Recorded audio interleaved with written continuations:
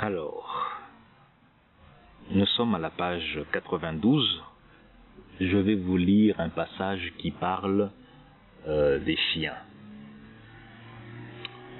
C'est pas n'importe quel chien, mais ce sont des chiens mangeurs de noir. En quelque sorte, ce sont des chiens qui ont été dressés, disons-le, qui ont été dressés pour bouffer du nègre. Alors, nous allons voir de quoi il s'agit. Et ici, on est à Saint-Domingue, qui est devenu Haïti. Nous allons voir donc comment est-ce que ces chiens mangeurs de noir ont été amenés là-bas pour faire ce que nous allons découvrir. Alors à page 92, au paragraphe des hommes des Lumières à Saint-Domingue, cette guerre d'extermination déclenchée par Leclerc et continuée par Rochambeau suite à la mort du premier fit de Saint-Domingue le théâtre de ce que bien plus tard Hannah Arendt appellera la banalité du mal dans son essai Eichmann à Jérusalem. Rochambeau fut un de ces Français qui traversèrent l'Atlantique pour défendre les idéaux de liberté et transmettre l'esprit et le message des Lumières en Amérique du Nord. Il alla aussi à Saint-Domingue, mais là sa mission, beaucoup moins glorieuse, était de briser la moindre tentative de liberté chez les Noirs, fût-ce par le biais de l'extermination. Lorsqu'il succéda à Leclerc devant la résistance du peuple haïtien, prêt à mourir plutôt que de retomber dans l'esclavage, Rochambeau prit une décision qui aujourd'hui devrait attirer l'attention de ceux qui cherchent une pathologie particulière chez Hitler, Staline ou Pol Pot. Il décida l'achat de 600 chiens bulldogs élevés et nourris dans le carnage et grâce auxquels il comptait mettre fin à la résistance des Noirs. Les Espagnols avaient réussi l'élevage à grande échelle de ces chiens dressés à manger du noir. Au lieu de l'eau, ils buvaient leur sang et on les nourrissait de leur chair. Ce fut le vicomte de Noailles qui se chargea d'aller chercher ces fauves à Cuba. Lors de la nuit du 4 août 1789, dans un élan de noble générosité, c'est lui qui, le premier, avait jeté sur la tribune des menus plaisirs les droits féodaux. Il entraîna l'ensemble des constituants en appelant à la générosité. Ce fut la fin des privilèges. À Saint-Domingue, plus de générosité.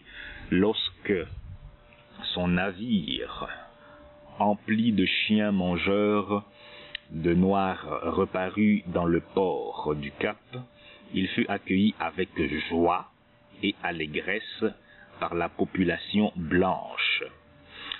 Il fut décidé de tester les chiens lors d'une démonstration publique. On a désigné d'avance une victime et choisi pour le lieu de l'exécution la cour d'un couvent de religieuses. On y dresse un amphithéâtre qui rappelle les cirques des Romains. La multitude accourt au spectacle. Le noir est attaché au poteau. Les chiens stimulés par une faim dévorante ne sont pas plutôt lâchés qu'ils mettent en lambeaux ce malheureux.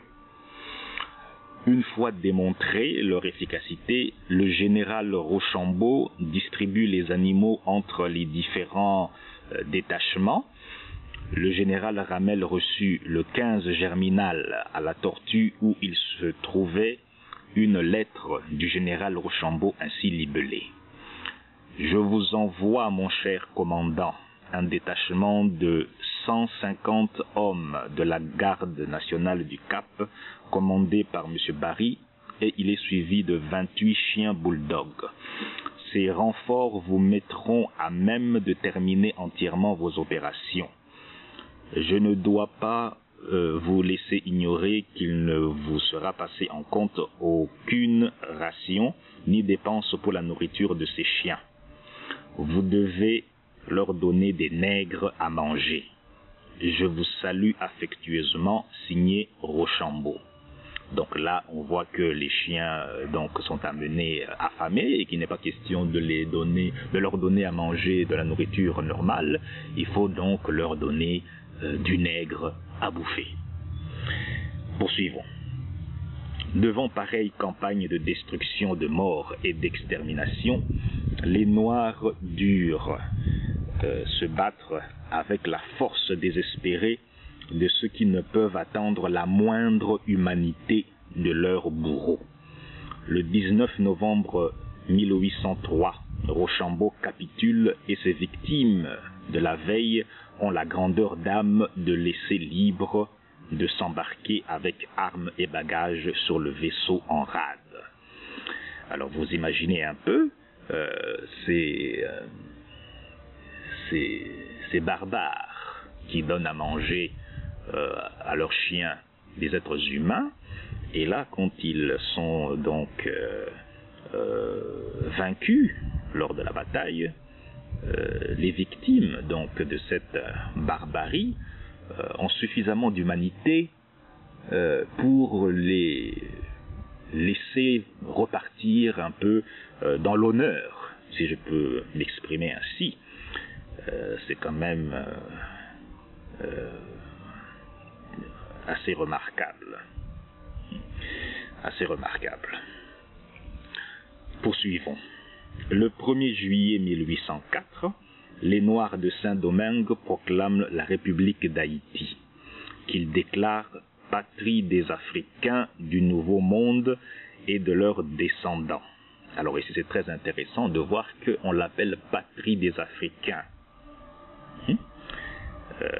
Ceux qui veulent se fuir de l'Afrique, voici un exemple clair où le premier représentant de la première République libérée dit que Haïti est la patrie des Africains du Nouveau Monde. Voilà une expression très forte et qui montre que ces personnes-là, à cette période reculée, ne doutaient point de leur africanité, si je dois dire les choses de cette façon. Continuons. Saint-Domingue s'est donc libéré au prix de la destruction partielle de sa population. D'après Schulcher, des 900 000 Noirs qui comptaient la colonie à la veille de la révolte, il n'en reste que 400 000 au moment de la libération. Donc, des 900 000 qu'il y avait, 500 000 personnes ont péri dans le processus de libération d'Haïti.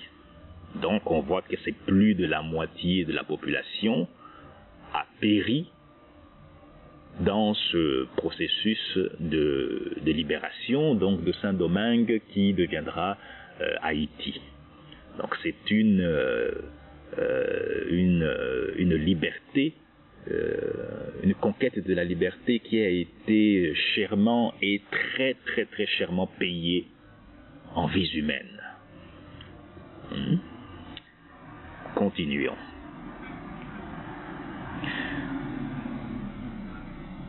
Les atrocités commises contre ce peuple non seulement ne furent pas juridiquement qualifiées, mais de plus, et c'est là que la raison se trouble, la puissance française, qui n'avait pas le droit de son côté, mais la force avec elle, pouvait obliger les survivants haïtiens à payer des indemnités dédommageant ces blancs qui avaient le droit sacré de ne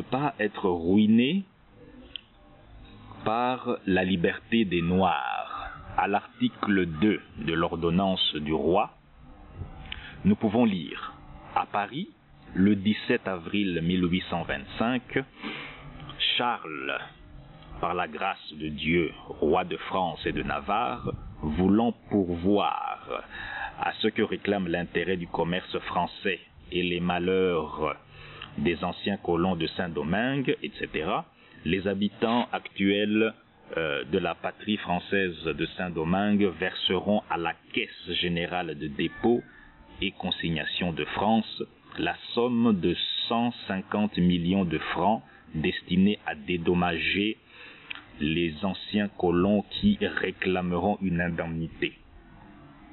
Alors ici c'est extraordinaire, c'est-à-dire non seulement Haïti paye un lourd tribut humain, hein, donc 500 000 personnes qui ont péri dans le processus de la libération de l'île, plus de la moitié de la population, puisqu'il y en avait 900 000 avant, il en reste 400 000, on fait la différence, il reste donc ces 500 000 qui ont disparu, on imagine les atrocités. En plus de cela, ils doivent payer. Hein? Ils doivent payer en argent. Après avoir payé par le sang, ils doivent payer en argent. Alors, ceux qui, aujourd'hui, se permettent de critiquer Jean-Jacques Dessalines, Sa Majesté Jean-Jacques Dessalines, le premier empereur d'Haïti, ceux qui aujourd'hui se permettent, ont même l'audace de critiquer Jean-Jacques Dessalines pour avoir libéré son peuple par sa détermination farouche que nous lui connaissons aujourd'hui. Ceux qui permettent de critiquer son travail sont vraiment des inconscients. Vu la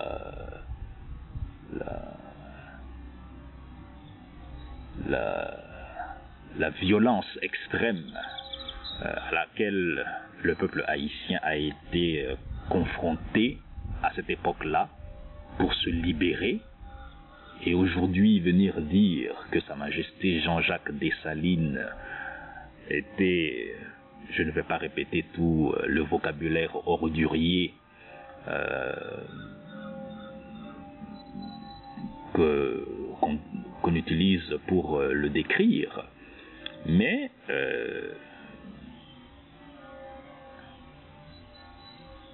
on ne peut pas comprendre qu'on puisse salir un tel homme alors qu'il s'est battu avec détermination et succès pour libérer son peuple. Et cela, c'est très important que les Africains du Nouveau Monde, comme on l'a signalé précédemment, que les Africains du Nouveau Monde doivent un respect total envers cet homme, ce grand homme qui a libéré son peuple, et les Africains du continent auraient avantage à s'inspirer de ce personnage grandiose qui, malgré la férocité, donc cette férocité blanche, a réussi à libérer son peuple. Donc poursuivons la lecture. Le principe d'indemniser le bourreau plutôt que la victime fut revendiqué au prétexte que, quelque respectable que soit la position des Noirs, quelque sainte que doivent être à nos yeux leur infortune, qui est notre ouvrage, il serait injuste et imprudent de ne se préoccuper que d'eux seuls. Si les nègres ont droit à devenir libres, il est incontestable que les colons ont droit à n'être pas ruinés par la liberté des nègres. Alors, dans ce discours, Tocqueville, abolitionniste français, démocrate, n'est même pas sûr du droit des Noirs à devenir libres. En revanche, pour cet humaniste, le droit des Blancs à ne pas être ruinés par la liberté des Noirs est incontestable. On n'a pas attendu Hitler pour que le mal, dans toute sa banalité, obtienne ses lettres de noblesse. Les survivants des atrocités nazies ne furent et ne seront jamais suffisamment indemnisés. Néanmoins, grâce à la défaite militaire de l'Allemagne, ils bénéficient d'une nouvelle interprétation de ce droit aux indemnités. Pour que ce changement radical ait lieu, et il a fallu que le théâtre de ces crimes fût l'Europe et les victimes des Européens. Donc on voit ici que l'argumentaire donc de Tocqueville, abolitionniste français, humaniste, etc., donc on voit que les personnages, enfin du moins tous ces qualificatifs dont sont friands les Africains, humanistes et tout ça là-bas, il y avait des humanistes. Alors voilà un humaniste qui dit que les nègres n'ont pas le droit, bien que leur cause soit légitime, mais il est prioritaire d'indemniser les bourreaux et il ne voit pas la pertinence d'indemniser donc les victimes. Donc on va relire dans ce discours Tocqueville, abolitionniste français démocrate, n'est même pas sûr du droit des Noirs à devenir libres. En revanche, pour cet humaniste, donc c'est un humaniste, quel drôle de pensée, de réflexion pour un humaniste, pour cet humaniste, le droit des Blancs à ne pas être ruiné par la liberté des Noirs est incontestable. Voilà. Voilà, alors nous avons lu ensemble donc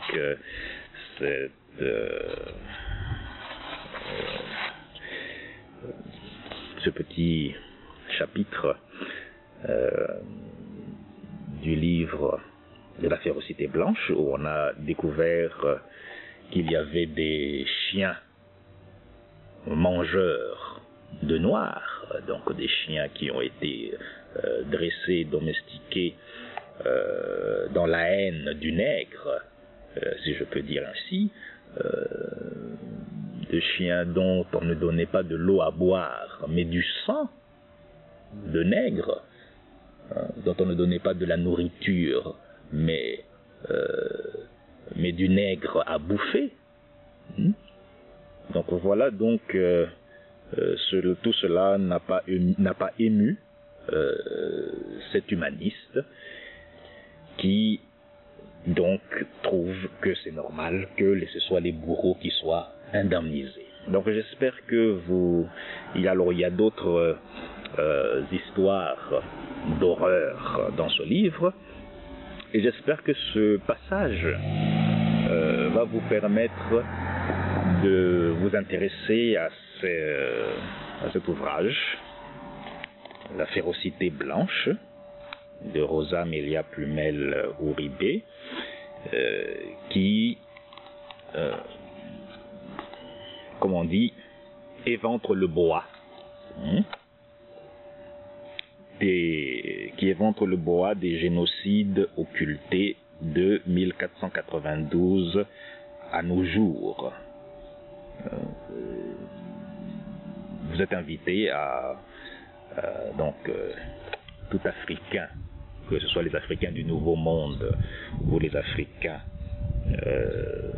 du berceau de l'humanité, vous êtes invité donc à vous procurer ce livre pour vous plonger dans le monde réel des atrocités de cette période terrible et effroyable qu'est l'esclavage et après. Vous pouvez, en tapant dans un moteur de recherche sur Internet, trouver les différentes librairies où vous pouvez vous procurer ce précieux livre pour que vous puissiez vous plonger dans la réalité des atrocités qui sont si bien décrites dans cet ouvrage. Voilà, c'est tout pour aujourd'hui, en espérant que ce petit passage vous a appris quelque chose. Et pour terminer, je dirais aux Africains du Nouveau Monde et les autres de respecter le travail de Sa Majesté Jean-Jacques Dessalines qui, malgré la violence extrême à l'époque, a libéré son peuple avec succès, et il doit être pour nous un modèle de libérateur, car les défis de la liberté de l'Afrique et de ses descendants demeurent encore d'actualité.